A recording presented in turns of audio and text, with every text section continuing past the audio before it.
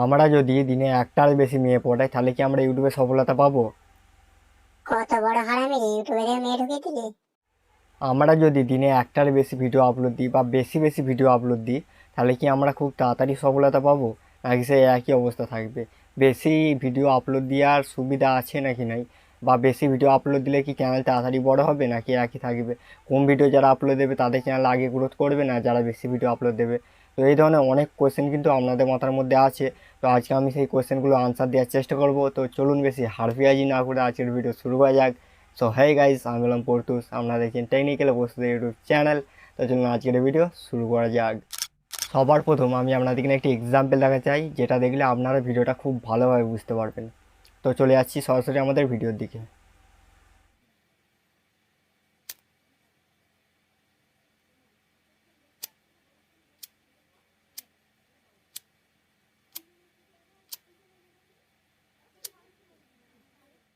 তো যেমনটা কি আপনারা দেখতে পেলেন যে গ্যাস লাইটটা আমি প্রথমে যখন জ্বালালাম এক চান্সেই কিন্তু চলে গেল।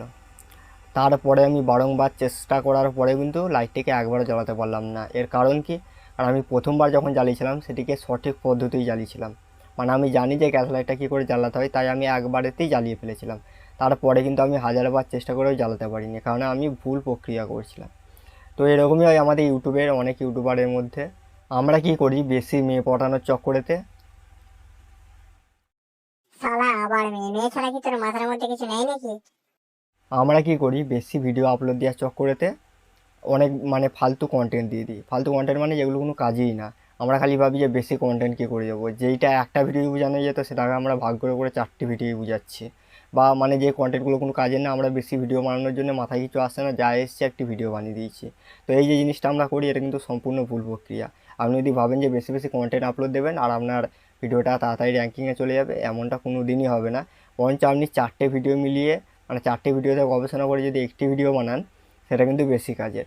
এবার তার মানে কি এটাই যে বেশি ভিডিও আপলোড দেওয়া খারাপ? এটা কিন্তু একদমই নয়। বেশি ভিডিও আপলোড দেওয়া খুবই ভালো। যত ভিডিও আপলোড দেবেন তত আপনার চ্যানেলের বেশি বেনিফিট। কিন্তু তার মানে এটাই নয় যে আপনি ফালতু কন্টেন্ট দেবেন। ওই যে প্রথমবার আমি লাইটেরটিকে একবারেতেই জ্বালিয়েছিলাম, আমি যদি চাইতাম প্রত্যেকবার কিন্তু জ্বালাতে পারতাম, ঠিক আছে, কারণ আমি জানি যে কী করে জ্বালাতে হয়।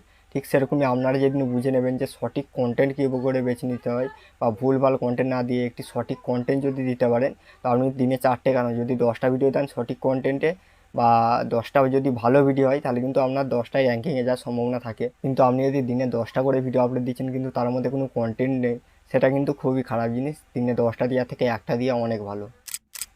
যেমন আমি আপনাদেরকে একটি এক্সাম্পল দিচ্ছি, আমি 10টা মেয়ে পটিয়েছি, সুস্মিতা, রমা, সুমা, পূজা, কোয়েল, দোয়েল, এরকম করে 10জনকে পটিয়েছি।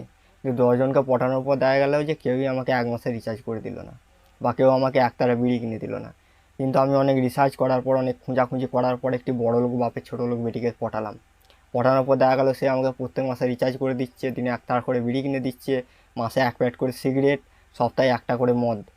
ঠিক আছে, ঠিক সেরকমই আপনারা ওই 10টা কন্টেন্ট বানানোর চক্কর ছেড়ে দিন, একটা যদি ভালো কন্টেন্ট বানাতে থাকেন তাহলে কিন্তু আপনাদের চ্যানেলটা খুব তাড়াতাড়ি গ্রোথ হবে। আশা করি এই যে ব্যাপারগুলোকে খুব ভালোভাবে বুঝাতে পারলাম। যদি না বুঝাতে পেরে থাকি কমেন্টে অবশ্যই গালাগালি, চুয়াড়ি, খিস্তি মেরে আমাকে জানাতে ভুলবেন না। সো দেখা হচ্ছে অন্য কোনো ভিডিওতে। ততক্ষণ ভালো থাকবেন, সুস্থ থাকবেন।